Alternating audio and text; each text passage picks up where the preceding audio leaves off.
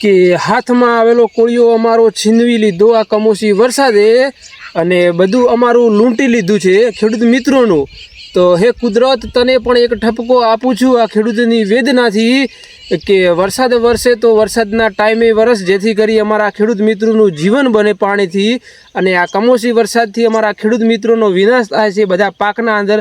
જ્યારે પણ ખેડૂત મિત્રો આપણા પાકના અંદર આપણો પાક તૈયાર થઈ જાય છે, જેમ કે અત્યારે આપણે આ 19 તારીખ ત્રીજો મહિનો અને 2026ની વાત કરું તો બધા ખેડૂત મિત્રોને ખેતરના અંદર ઘઉં, વરિયાળી, એરંડા, શાકભાજીના પાકો, બાગાયતી પાકના અંદર, જેમ કે આજે અમારા ખેતરની જ વાત કરીએ, અમારા ફાર્મ હાઉસની, તો ખેડૂત મિત્રો આજે આપણે આ કેસર આંબા છે, આપણી વાડી છે, તેના અંદર આ કમોસી વરસાદ અને વાવાઝોડાના કારણે તમે જોઈ રહ્યા છો આ ઘણી બધી કેરીઓ ખરી ગઈ છે। એટલે આ આંબાના અંદર હવે બહુ આછી કેરી છે અને હજુ પણ આગાહી છે, તો આ પણ કેરી ખરવાની શક્યતા છે ખેડૂત મિત્રો। તો આજે હું તમને વાત કરીશ ખેડૂત મિત્રો કે જ્યારે આપણો પાક તૈયાર થઈ જાય ત્યારે જ કમોસી વરસાદ આવે છે। અને બીજી બાજુ આપણો પાક તૈયાર થઈ જાય ને આપણા પાકને જ્યારે આપણે માર્કેટમાં લઈ જઈએ ત્યારે એક બાજુ એનો આપણને ભાવ નથી મળતો ખેડૂત મિત્રો। તો એક બાજુ આપણને ખેડૂત મિત્રોને બધી બાજુથી મારવામાં આવે છે, જેમ કે એક બાજુ આપણને સરકાર પણ ભાવ નથી આપતી, જ્યારે આપણે પાક હોય તો એમનો ભાવ પૂરતો નથી મળતો ખેડૂત મિત્રો। અને બીજી બાજુ આપણે જ્યારે પણ આપણો પાક તૈયાર થઈ જાય એટલે તરત જ વાવાઝોડું કે વરસાદ કે કોઈ પણ કુદરતી આફત આવીને ઊભી રહે છે, જેથી કરીને આપણા બધા ખેડૂત મિત્રોને પાકના અંદર નુકસાન થઈ જાય છે। તો ખેડૂત મિત્રો, કારણ કે અત્યારે જે આપણું જે આ ખેતીવાડીનું જે આપણું ચક્ર છે ને, એ ચક્રના અંદર તમે પણ નોટિસ કરજો ખેડૂત મિત્રો। હું તો 1-2 સાલથી નોટિસ કરી રહ્યો છું ખેડૂત મિત્રો, જ્યારે પણ ખેડૂતનો પાક તૈયાર થઈ જાય છે ત્યારે કમોસી વરસાદ કે કોઈ પણ કુદરતી આફત આવી જાય છે, અને જ્યારે એ પાક આપણે માર્કેટમાં લઈ જઈએ કે આપણો પાક કમ્પ્લીટ હોય છતાં પણ આપણે માર્કેટમાં લઈ જઈએ ત્યારે ભાવ પહેલાં કમ્પ્લીટ હોય છે, ને જ્યારે આપણો પાક આપણે લઈ જઈએ ત્યારે આપણો આપણા પાકનો ભાવ હોય છે એ પૂરતો મળતો નથી। તો ખેડૂત મિત્રો, તો આપણે આજે વાત કરીશું કે અમારા જે આ આંબાનો જે પાક છે, બાગાયતી પાક છે, એના અંદર અમને બહુ મોટું નુકસાન થયું છે ખેડૂત મિત્રો। ઘણી બધી કેરીઓ ખરી ગઈ છે અઢળક। તો તમે જોઈ રહ્યા છો આ અમારી કેરી છે ને, એ આવી બધી કેરીઓ છે, એનાથી પણ બહુ મોટી છે। અમુક જેવો ખેડૂત મિત્રો આ મોટી સારી કેરી છે, એની સાઇઝ પણ બહુ સારી છે। આ પણ તમે જોઈ શકો છો ખેડૂત મિત્રો કે જે એની સાઇઝ બહુ સારી છે, અને એ કેરી આજે આવી કેરી પણ બહુ બધી ખરી ગઈ છે। તો ખેડૂત મિત્રો, અમારા આજે આ બાગાયતી પાકના અંદર જે આંબો છે એ આંબાના અંદર અમને બહુ મોટું નુકસાન થયું છે। અને બધા ખેડૂત મિત્રોને અત્યારે માનું તો આ જે ઘઉંનો પાક છે, ઘઉંના પાકના અંદર બધાને હાર્વેસ્ટિંગ ચાલુ હોય છે, ઘઉં કાપવાનું નીકાળવાનું બધું કામ ચાલુ હોય છે, ને ઘણા ખેડૂત મિત્રોને હજુ ઘઉં નીકાળ્યા નથી ને ખેતરમાં છે, કાપ્યા નથી પણ ખેતરમાં છે। તો આવા ખેડૂત મિત્રોને કમોસી વરસાદ અને વાવાઝોડાના કારણે બહુ મોટું નુકસાન થયું છે ખેડૂત મિત્રો।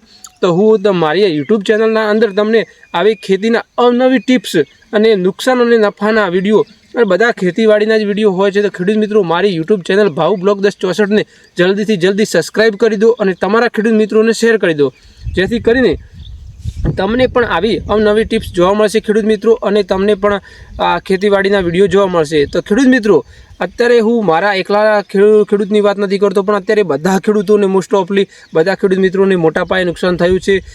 અમારા બાજુના ખેતરના અંદર જ અત્યારે 10 મણ ઘઉં વાયેલા છે, ને અત્યારે એમને ઘઉં કાપવાનું ચાલુ છે, ને હજુ તો ખેતરમાં જ પડ્યા છે, ને વરસાદ વરસી ગયો છે। તો ખેડૂત મિત્રો, હવે એમને કેટલું બધું નુકસાન થયું છે તમે વિચાર કરો। અને અત્યારે હવે એ પગલાં લેવા જઈએ ને આપણે સરકાર થ્રુ, તો સરકાર પણ આપણા પ્રશ્નો હોય છે એનો નિકાલ નથી લાવતી, અને આપણા ખેડૂતોને બહુ બધા પ્રશ્નો હોય છે, પણ પ્રશ્નો આપણા એના જવાબ આપવાવાળું કોઈ હોતું નથી, એનો ઉત્તર આપવાવાળું કોઈ હોતું નથી।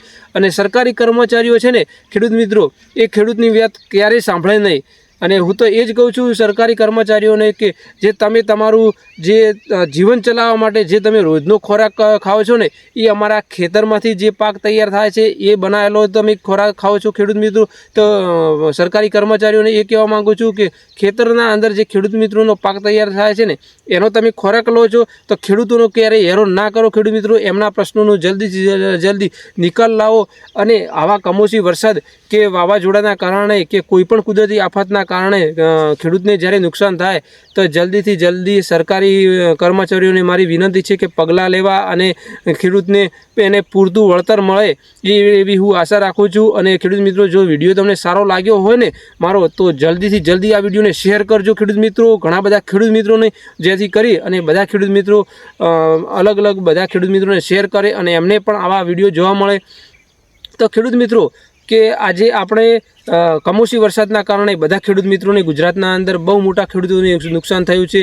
તો ખેડૂત મિત્રો, તમારું શું કહેવું છે કે સરકાર પાસે તમે કોઈ એવી આશા રાખો છો કે નહીં? આશા તો તમને રાખતા હશો પણ તમારું કામ નથી થતું હોય. તો ખેડૂત મિત્રો, અમારી પણ આશા છે કે બધા ખેડૂત મિત્રોની આશા હોય છે, પણ એમને જે સરકારી કર્મચારીઓ છે એમના કોઈ નિકાલ લાવતા નથી.